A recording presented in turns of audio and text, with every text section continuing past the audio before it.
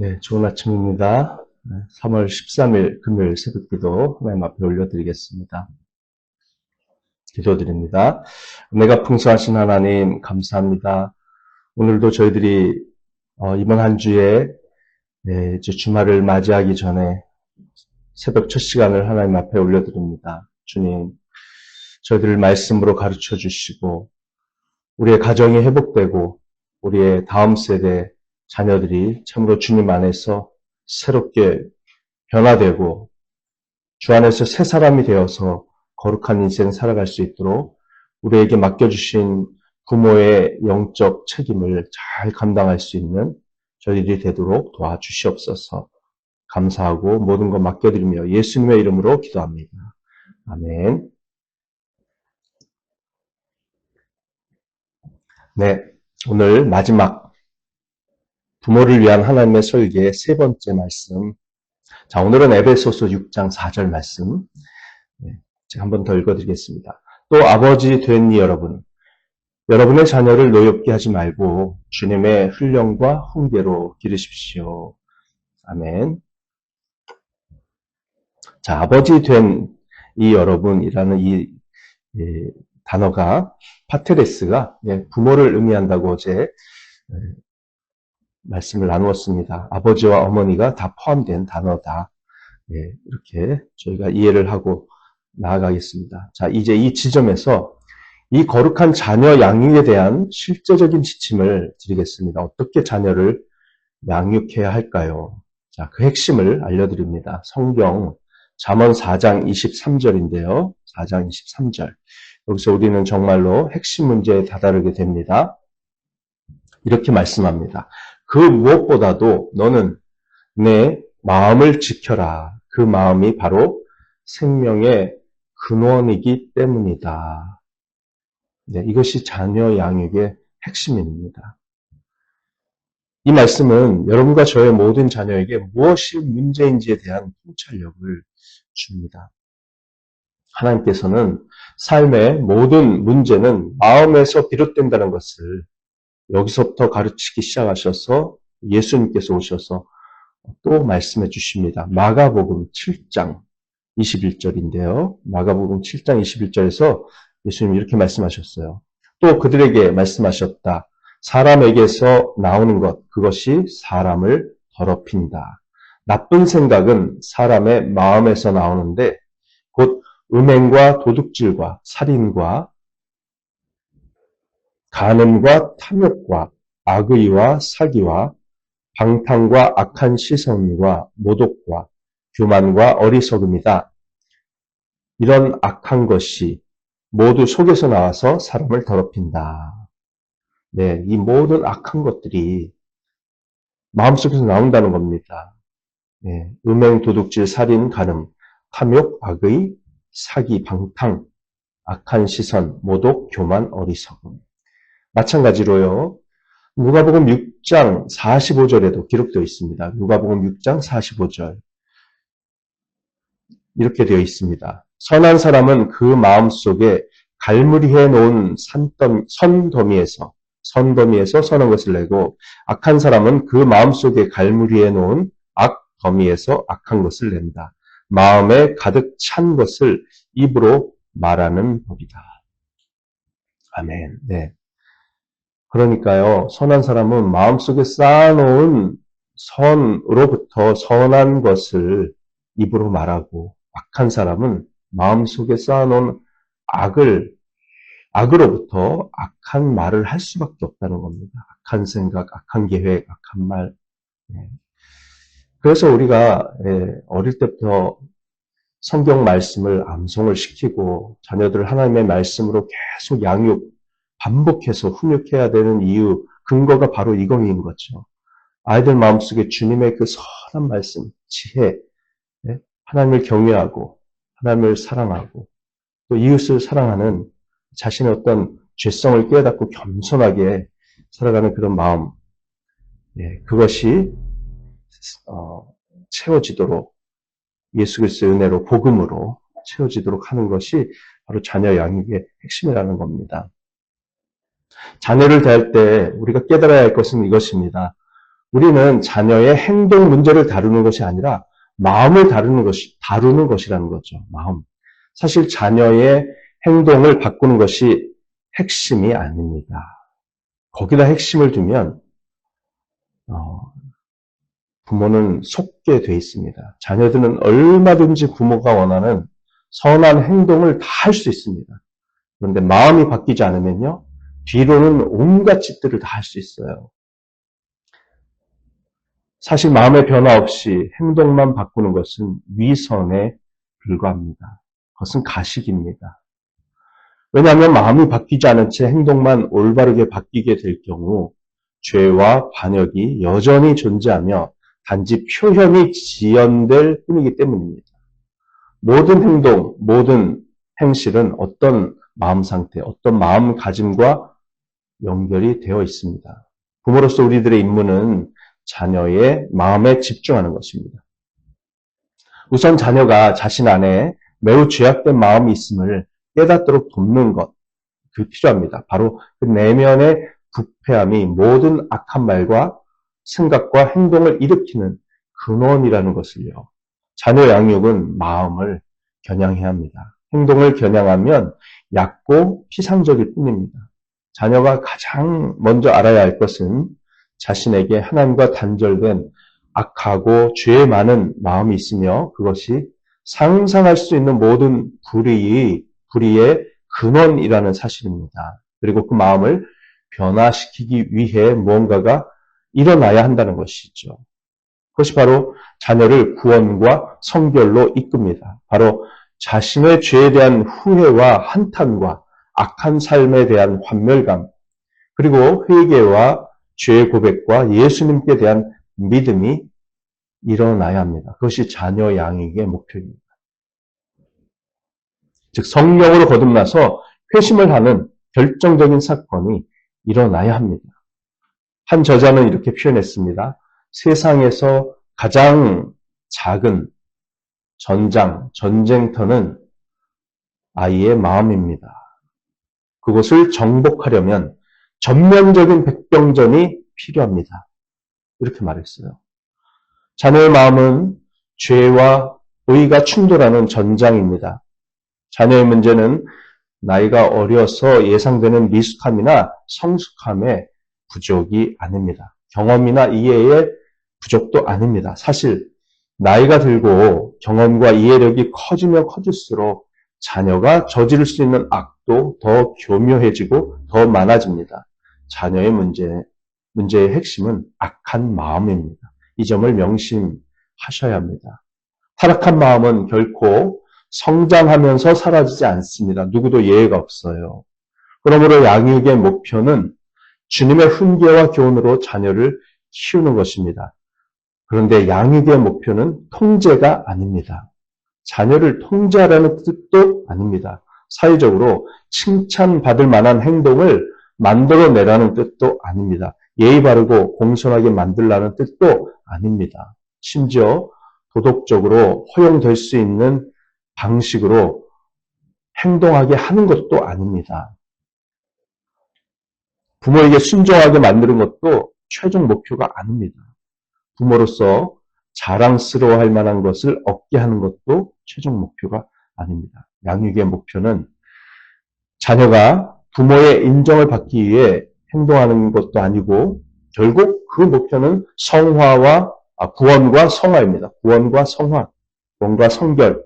양육의 목표는 자녀가 죄와 그 영원한 삭스로부터 영원한 죽음으로부터 구원받고 성화의 길을 걷는 것을 보는 것입니다. 자녀 양육에 있어서 이 구원과 성화보다 낮은 목표는 단지 행동 교정에 불과합니다. 시간 지연에 불과해요. 그것은. 솔직히 말해서 이슬람교를 믿는 그 무슬림 아이들도 도덕적으로 만들 수 있고 순종적으로 만들 수 있습니다. 몰몬교 아이들도 마찬가지입니다. 그 아이들이 영원한 지옥으로 가는 길에서도 얼마든지 도덕적이고 순종적으로 부모에게 대할 수 있다는 말이죠. 우리 이영 집사님 회사에서 근무하는 인도네시아 사람 무슬림이거든요. 진짜 그 사람 착해요. 얼마나 행동거지가 바른지 모릅니다. 회사에 사는 일이나 가정에서 자기 아내하고 자녀들한테 하는 행동이나 대단해요. 그런데 하나님 그 마음을 보신다는 거예요. 여호와 창조주 하나님 예수 그리스도를 믿지 않잖아요. 대단한 죄인입니다. 위선자고요. 예. 우리 자녀 양육의 목표는 그런 사람을 만드는 게 아니에요. 핵심은 마음입니다. 여러분은 자녀가 근본부터 타락한 죄인이며 구원과 용서와 성화가 필요하다는 점을 이해해야 합니다. 먼저 그 아이에게 죄악된 상태와 하나님의 심판을 깨닫게 하십시오. 앞서 제가 말씀드렸듯 영원한 지옥의 존재마저 깨닫게 해야 합니다. 자제력을 기르고 원하는 것을 거절하는 법만 가르치면 안 되고요. 유혹을 이해하고 저항하도록 가르쳐야 합니다. 탐욕과 정욕, 이기심과 탐심과 방종은 하나님을 모독하고 악한 마음을 부추깁니다. 죄에 대해서는 벌을 주되 문제는 마음이라는 것을 아이에게 가르치고 이해시켜야 합니다. 죄악에 물든 구원받지 못한 성결하지 못한 아이들은 어른들과 똑같은 욕망에 지배받습니다. 자녀들은 요한일서 2장 16절에서 말하듯이 곧 육체의 욕망과 눈의 욕망과 세상 살림에 대한 자랑에 사로잡혀 있습니다. 육신의 정욕, 안목의 정욕, 이생의 자랑이라고 개역개정에는 돼 있죠. 이 세 가지는 세상으로부터 온 것이고 그런 것을 사랑하면 하나님을 사랑하는 마음이 그 속에 있을 수 없습니다. 구원받지 못한 아이들은 이기적이고 자기중심적이며 눈에 보이는 모든 것을 지금 당장 원합니다. 우리는 그 아이들을 바로잡되 상처받고 짜증하고 좌절한 부모인 우리 자신을 만족시키기 위해서가 아니라 그 반대로 그 아이들을 구원하시기 위해 모욕을 당하신, 실제로 모욕을 당하고 계시는 우리 하나님을 만족시키기 위해서 그 아이들을 바로잡아 주어야 됩니다. 목표가 내가 아니에요.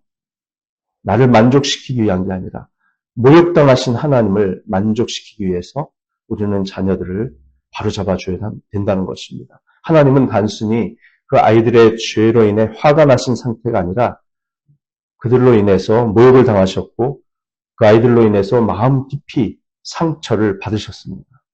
그럼에도 불구하고 하나님은 그 아이들이 예수님을 믿음으로써 하나님과 화해하기를 간절히 원하세요. 우리는 이러한 진실을 그 아이들에게 상기시키고 마음속 깊이 그러한 생각을 가지고 살도록 양육해야 합니다. 이것이 모든 자녀 양육의 목표입니다. 그것은 마음을 향하는 자녀 양육이며 원과 성화를 향하는 자녀 양육입니다. 이는 책망, 훈계, 교정, 사랑으로 그들을 양육하되 꾸준히 사랑의 매를 사용하는 것을 의미합니다. 여러분 잘 들어보십시오. 여기서 한 가지 중요한 점을 지적하고 싶습니다. 우리는 결코 아이들의 죄에 대한 벌로 채찍을 사용해서는 안 됩니다. 다시 말하면 체벌, 우리가 사랑의 매를 때리는 것은 아이들의 죄에 대한 벌이 아니에요. 벌 주시는 분은 하나님이십니다. 우리 아이들이 하나님의 손에서 대가를 치르고 하나님의 무서운 벌을 받는 것을 피하게 하기 위한 교정으로서, 예방으로서 사랑의 매를 사용합니다. 이 개념이 굉장히 중요해요. 우리의 사랑의 매로도 그 아이들이 교정이 안 되고 예방이 안 되면 그 아이들은 하나님의 손으로부터 무서운 벌을 받을 수밖에 없습니다. 벌을 받고서라도 구원과 성화의 길로 돌이킨다면 그것은 축복이고 다행스러운 일이죠. 우리는 그것까지도 우리는 믿고 하나님께 맡겨야 됩니다. 하지만 더 좋은 것은 부모의 훈계와 책망과 사랑의 매를 통해서 하나님의 벌을 받지 않고 구원과 성화의 길로 돌이키는 것입니다. 하나님의 매는 많이 아파요. 좀 하나님께서 말로 경고하시고 조금 그렇게 자기가 말로 경고하는데도 왜 이렇게 애들 말 안 듣고 뛰어다니다가 미끄러지고 넘어지고 자기가 혼자 넘어져서 다치고 아프고 그런 거잖아요. 인생의 대부분의 아픔은 그런 거예요. 근데 하나님이 진짜 벌을 주시면 무섭다고요. 우리가 사랑의 매를 때리더라도 하나님은 하나님의 방법으로 그 아이들을 징계하시며 구원과 성화의 길로 이끌어 가십니다. 그럼에도 불구하고 사랑의 매와 체벌은 자녀 양육에 있어서 매우 중요한 자리를 차지합니다. 자, 이제 에베소 6장에 나오는 몇 가지 핵심 단어 살펴보겠습니다. 주님의 훈련과 훈계를 가르치십시오, 기르십시오라고 이렇게 돼 있죠. 이 말씀에서 두 가지 단어가 나옵니다. 첫째, 훈련은 무슨 뜻일까요? 훈련. 훈련이라는 헬라어 단어는 파이데이아입니다. 파이데이아. 이것은 영어로 discipline, training을 뜻합니다. 파이데이아는 아이를 훈육으로 기른다라는 뜻인데요. 행동에 방점을 두고 있어요. 행동. 훈련, 가르침, 배움을 포함하는데 훈련에 초점이 있습니다. 히브리서 12장 5절부터 11절에서도 이 단어 파이데이가 나오는데 징계나 훈육을 의미하는 데 사용되고 있습니다. 이 단어의 핵심 의미를 요약하면 다음과 같습니다. 강제된 수능입니다. 강제로 수능을 시키는 것. 즉 부모가 아이들의 마음과 삶을 하나님과 그분의 진리에 강제적으로 수능시키는 것입니다. 마음과 삶을 하나님과 그분의 진리에 강제적으로 수능시키는 것은 어떻게 가능할까요? 상과 벌을 통해서입니다. 상과 벌, 징계와 훈육, 훈련과 가르침, 학습을 통해서 그리고 마음과 삶을 하나님과 그분의 말씀의 원리에 맞추도록 그들을 양육하고 훈련하고 키우는 것이지요. 감리교회의 위대한 창시자인 존 웨슬리는 훌륭한 믿음의 어머니를 통해서 길러졌습니다. 그의 형제 찰스 웨슬리도 훌륭한 믿음의 사람인데 우리가 부르는 찬송가에는 찰스 웨슬리의 찬송이 여러 곡 실려 있습니다. 이 존 웨슬리의 어머니인 수잔나 웨슬리는 이 존 웨슬리와 찰스 웨슬리를 포함해서 17명의 자녀를 두었습니다. 2명인가 3명인가 병으로 죽은 아이들을 포함하면 출산을 거의 20번 한 영국의 경건한 여인이었어요. 벌써 200여 년도 전에 사람인데요. 그분이 이렇게 귀한 글을 남겨놨습니다. 수잔나 웨슬리가요. 자녀의 자기 의지, 자기 주장의 의지를 억누르려 애쓰는 부모는 영혼을 구원하는 일에 하나님과 함께 일하는 동역자입니다. 아이들의 자기 의지를 방종하는 부모는 마귀의 일을 하는 것이며 그 아이들의 신앙의 실천을 불가능하게 만들고 구원을 달성할 수 없게 하며 자녀의 영혼과 몸을 영원히 물에 빠뜨리려 온 힘을 다하는 것이나 마찬가지의 행동을 하는 것입니다. 라고 핵심을 꿰뚫은 신랄한 말씀을 남겨놨어요. 17명의 자녀를 키우면서 얼마나 아이들의 그 악한 것들을 보고 훈련을 시켰겠습니까? 기도하고 위대한 믿음의 자녀들을 남겨놓았어요. 자녀의 자기 의지, 자기 주장의 의지를 방종하게 내버려 두지 말고 억제하고 억누르려고 애쓰라. 자녀들의 자기 의지를 꺾으라. 이것이 자녀 양육에 있어서 훈련의 핵심입니다. 그들에게 자신이 죄인임을 가르치고 자기 주장의 의지는 하나님께 대한 범죄로서 하나님께서 영원히 벌하실 수밖에 없는 죄악의 표현임을 그들로 하여금 깨닫게 해야 합니다. 우리는 그들이 하나님의 율법을 순종하도록 부르심을 받았으나 마음속에서 역사하시는 하나님의 은혜 없이는 결코 순종할 수 없다는 것을 가르쳐야 합니다. 우리는 그들 스스로의 힘으로는 하나님을 기쁘게 해드리는 거룩한 행동 중 아무것도 할 수 없다는 사실과 오직 하나님만이 그리스도를 믿는 믿음을 통해 그들의 마음을 변화시킬 수 있다는 사실을 보여주어야 합니다. 그리고 그들이 어린 시절 그리스도를 향한 단순한 믿음을 고백하며 나아갈 때 우리는 그들이 그렇게 내딛는 각 걸음을 받아주어야 합니다. 진정한 회개가 언제 일어나는지는 오직 하나님만이 아세요. 하지만 하나님을 향한 자녀들의 모든 걸음을 격려해 줘야 돼요. 예, 그렇죠. 지난번에 예배 끝날 때쯤 승우가 와가지고 그 발걸음이 얼마나 귀합니까? 예? 그거 칭찬 막 우리가 이렇게 격려해주고 이래야 되는 거죠. 두 번째 단어는 훈계입니다. 훈계. 훈계란 무엇일까요? 헬라어로 누테시아입니다. 누테시아인데 영어로는 instruction을 뜻합니다. 여기에는 경고라는 의미가 담겨 있습니다. 경고. 우리는 자녀들에게 그들의 행동이 가정 내에서 명백한 육체적 체벌의 결과를 초래할 뿐만 아니라 하나님으로부터 훨씬 더 심각한 징계와 벌이 따른다는 것을 경고해야 합니다. 이게 매우 중요해요. 제가 저희 어머니로부터 초등학교 고학년 이후로 청소년 시절까지 수천 번을 들었던 내용이라고 기억을 합니다. 앞선 단어인 훈련이라는 단어는요, 자녀에게 행해지는 훈육 행위를 가리킨다고 그랬죠. 행동에 방점을 뒀다고 그랬죠.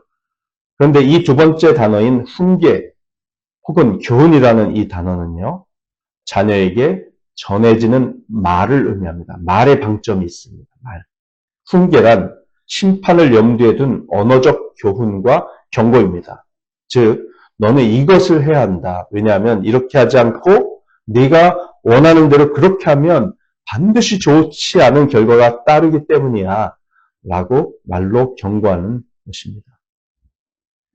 말로 경고하는 것이 얼마나 중요한 일인지 비극적인 사건을 통해서 우리에게 알려준 그것이 바로 엘리 제사장 가문의 이야기입니다. 구약의 사무엘상에서 하나님은 어린 사무엘 선지자를 통해서 나이 먹고 늙은 제사장 엘리의 아들들에 대해 이런 비극적인 말을 전하셨습니다.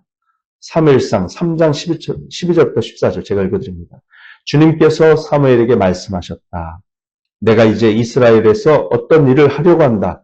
그것을 듣는 사람마다 무서워서 귀까지 멍멍해질 것이다. 때가 오면 내가 엘리의 집을 두고 말한 모든 것을 처음부터 끝까지 다 이루겠다.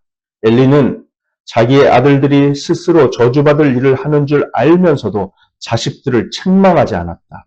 그 죄를 그는 이미 알고 있다. 그래서 나는 그의 집을 심판하여 영영 없애버리겠다고 그에게 알려주었다. 그러므로 나는 엘리의 집을 두고 맹세한다. 엘리의 집 죄악은 재물이나 예물로도 영영 씻지 못할 것이다. 이 모든 비극적인 일의 원인은 무엇입니까? 엘리 제사장은 엘리 제사장의 아들들은 스스로에게 저주를 부르는 악한 행동을 하며 하나님의 제사를 멸시하고 경시했거든요. 그런데 엘리 제사장은요, 그들을 합당하게 꾸짖지 않았습니다. 정말 큰 죄악이었어요.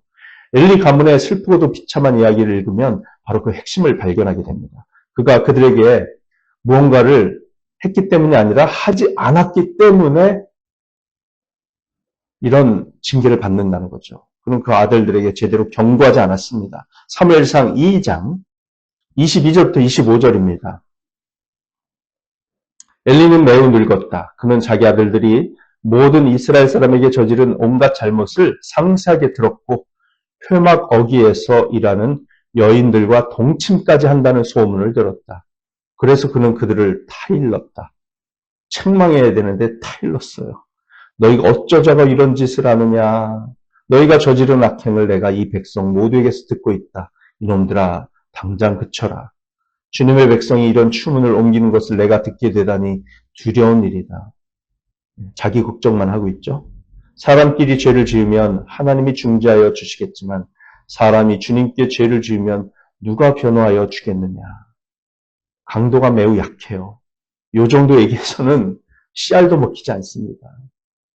아버지가 이렇게 꾸짖어도 그들은 아버지의 말을 듣지 않았다. 주님께서 이미 그들을 죽이려고 하셨기 때문이다. 때가 이미 늦었어요. 예, 수백 번 책망해야 될 거를 이 할아버지 제사장은 막판에 한 번 정도밖에 안 한 것 같아요. 엘리 제사장과 두 아들의 이야기는 우리 부모들이 아이들의 죄에 대해서 얼마나 엄하게 다루어야 하는지를 가르쳐 줍니다. 그렇게 그들의 죄를 멈춰 세우지 않으면 자녀들에게는 하나님의 무섭고 끔찍한 심판과 벌이 임합니다. 결국 엘리 제사장의 두 아들은 죽고 맙니다. 우리가 아이들을 살리는 유일한 길은 말로 엄하게 경고하며 하나님의 정의로운 심판을 있는 그대로 얘기해 주는 것입니다. 진짜요. 지옥 얘기, 죽음 얘기 애들한테 많이 해줘야 돼요. 미네소타주, 미국의 미네소타주의 범죄위원회는 이렇게 말합니다. 충격적인 얘기예요. 모든 악인은 작은 야만인으로 삶을 시작한다. 그는 완전히 이기적이고 자기 중심적이다. 원하는 것을 원하는 때에 가지려 한다. 젖병, 어머니의 관심, 놀이, 친구, 장난감, 삼촌의 시계. 이것들을 단 한 번이라도 거절당하면 분노와 공격성으로 사납게 달려든다. 그 아기가 그렇게 무력한 아기가 아니었다면 분명 그 아기의 분노는 살인적일 정도의 분노다. 그 아기의 마음은 더럽고 도덕도 지식도 발달된 기술도 없다. 이는 모든 아이가 태어날 때부터 비행하라는 뜻이다. 유아기의 자기중심적 세계에 머물도록 가정에서 계속 방치되고 충동적인 행동으로 모든 욕구를 충족시키도록 내버려 둔다면 모든 아이는 범죄자, 도둑, 살인자, 강간범으로 자랄 것이다. 이렇게 보고를 해놨어요. 미네소타 범죄위원회는. 갓난아기와 어린이들에 대한 범죄학 관점에서의 매우 충격적인 묘사이고 분석 관점입니다. 그런데 미네소타 범죄위원회의 분석이 나쁘지 않습니다. 그들이 묘사하는 것은 무엇입니까? 바로 인간의 타락성입니다. 종교개혁자이자 우리 장로교회의 창시자인 존 칼빈이 우리에게 인간의 전적 타락이라는 성경의 가르침을 남겨준 것과 일맥상통합니다. 자녀 양육이라는 이 과업은 막중합니다. 그리고 진실은 오직 하나님만이 우리 자녀들의 마음을 변화시키실 수 있다는 것이죠. 우리 그리스도인들의 자녀 양육의 목표는 그들의 행동을 수정하고 바꾸는 것이 아니라 하나님께서 그들의 마음을 변화시키시도록 하는 것입니다. 우리 부모들이 자녀들의 맞춤 전도자로서 우리의 자녀들에게 복음을 전하고 자녀를 그리스도께로 인도하고 자녀가 그리스도를 인정할 때 우리의 자녀 양육은 큰 전환점을 맞이합니다. 그때까지 우리는 성경 말씀으로 훈련하고 훈계해야 합니다. 그리고 가장 중요한 것은 복음을 전하며 그들의 마음이 성령의 은혜로 바뀌도록 해야 합니다. 일단 그들이 예수님을 믿고 성령으로 거듭나면 우리의 성경적인 훈련과 훈계로 훈육과 가르침으로 그 아이들을 더욱 성결로 이끄는 일이 가능해지고 속도가 붙을 것입니다. 그리고 우리의 자녀들은 우리의 영적인 동역자들이 될 것입니다. 자녀가 자신이 얼마나 죄인인지 깨닫도록 시간을 투자하십시오. 오직 하나님만이 마음을 변화시킬 수 있음을 이해하도록 시간을 투자하십시오. 자녀가 하나님의 법에 순종하도록 훈육하는 데 시간을 투자하십시오. 그러나 무엇보다도 자녀가 온 마음과 영혼과 뜻으로 하나님을 사랑하도록 모범을 보이면서 가르치십시오. 한 아버지가 자신의 자녀 양육 과정을 돌이켜보며 진실한 고백과 실제적인 조언을 남겼습니다. 이렇게 썼어요. 만약 제가 가족을 다시 꾸린다면 저는 아이들 앞에서 아내를 더 사랑할 것입니다. 실수와 기쁨을 함께하며 아이들과 더 많이 웃을 것입니다. 가장 어린 아이의 말까지도 더 많이 들어줄 것입니다. 내 약점을 더 솔직히 드러내고 완벽한 척하지 않을 거예요. 가족을 위해 기도하는 방식도 바꿀 거예요. 그들에게 집중하기보다 나 자신의 회개와 성화와 성결과 변화에 더 집중할 거예요. 아이들과 함께 하는 시간을 더 많이 가질 거예요. 더 많이 격려할 거예요. 더 많이 칭찬할 거예요. 사소한 것들에 더 주의를 기울일 거예요. 하나님에 대해 더 친밀하게 이야기할 거예요. 평범한 날의 평범한 모든 일 속에서 그들을 하나님께로 이끌 거예요. 이렇게 썼어요. 네. 이 아버지의 고백 속에 핵심이 담겨 있습니다. 저희 아이들의 어린 유아 시절을 회상해 보는데요. 저의 셋째 아이처럼 아이가 가만히 서 있든, 둘째 아이처럼 아이가 원을 그리며 뛰어다니든, 그게 문제가 아니라고 봅니다. 아이가 놀다가 묻는 때나 주름, 그런 것 하나도 없이 깔끔한 옷을 입고 의자에 앉아있든, 소파에 등받이를 넘어다니며 뛰어놀든 그게 중요하지 않습니다. 그런 행동이 핵심이 아닙니다. 핵심은 아이들의 마음입니다.